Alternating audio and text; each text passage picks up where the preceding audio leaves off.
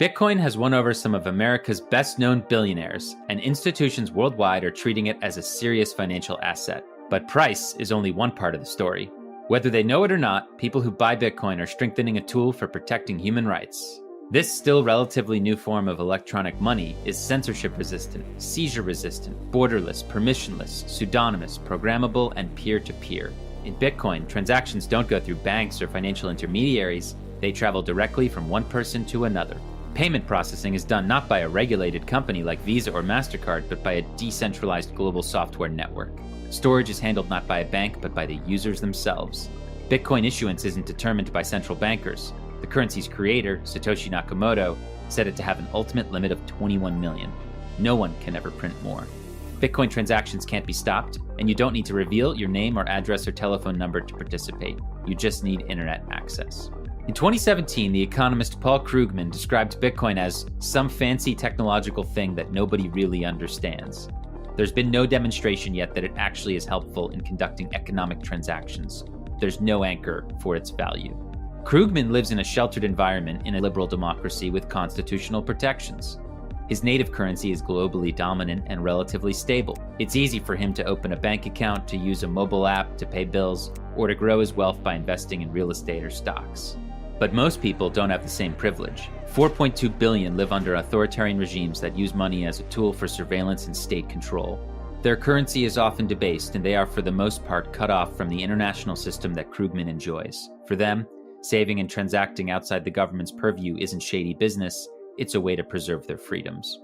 In China, if you type or utter one wrong word, the Communist Party might eliminate your financial services. This devastating outcome creates a chilling effect for dissidents and creative minds who are forced to use the country's increasingly centralized digital economy. In Hong Kong or Russia, donors to human rights organizations can get their bank accounts suspended and funds seized. Over the past few months in Belarus and Nigeria, nationwide protests have broken out against tyranny and corruption. In both places, activists raising money to support the democracy movement have had their bank accounts frozen. And as we saw in Burma just a few days ago, the military shut down the banking system during their latest coup and turned off the ATMs. For activists living under state repression, Bitcoin provides a way to preserve their money in cyberspace, locked away by encryption, safe from devaluation, in a network that has never been hacked. For them, it's digital cash and digital gold rolled into one. And in Cuba, Nigeria, China, Pakistan, Venezuela, Russia, Turkey, Argentina, Palestine, Zimbabwe, and elsewhere, Bitcoin is catching on and helping people escape tyranny and currency collapse.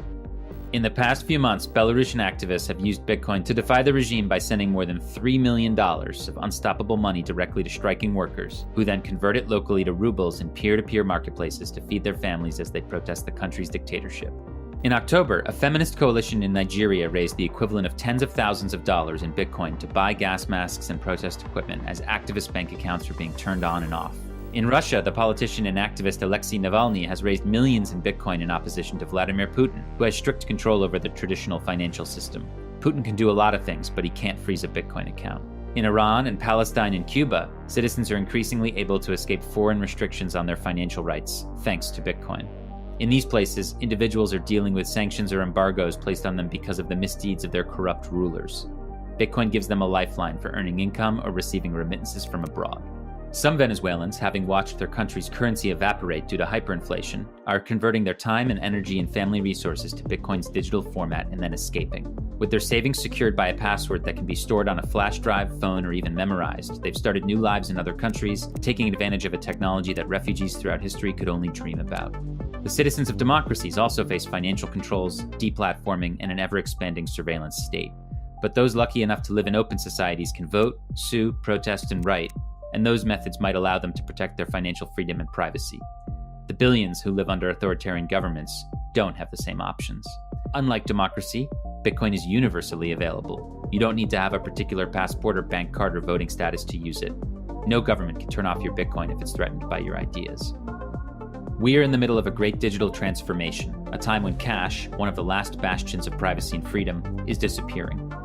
People are increasingly relying on easily surveilled apps like Apple Pay, Alipay, and perhaps soon central bank digital currencies as their primary medium of exchange. Bitcoin provides an alternative to our increasingly centralized financial system. It gives any activist or journalist a way to raise funds without censorship, a way to save despite the corrosive impact of excessive money printing, and a way to teleport value without permission. Bitcoin wasn't as powerful 5 years ago, before it had global liquidity. But today, exchanges have popped up in every region. Daily trading volume exceeds that of popular stocks like Apple, and peer-to-peer marketplaces like Paxful and Local Bitcoins have extended their reach, enabling users to sell Bitcoin for local currency almost anywhere in the world. Maybe you don't need Bitcoin, and maybe you don't understand Bitcoin, and maybe PayPal, Venmo, or your bank account serve your needs just fine. But don't write off Bitcoin as simply a vehicle for financial speculation. For millions of people around the world, it's an escape hatch from tyranny, and nothing less than freedom money.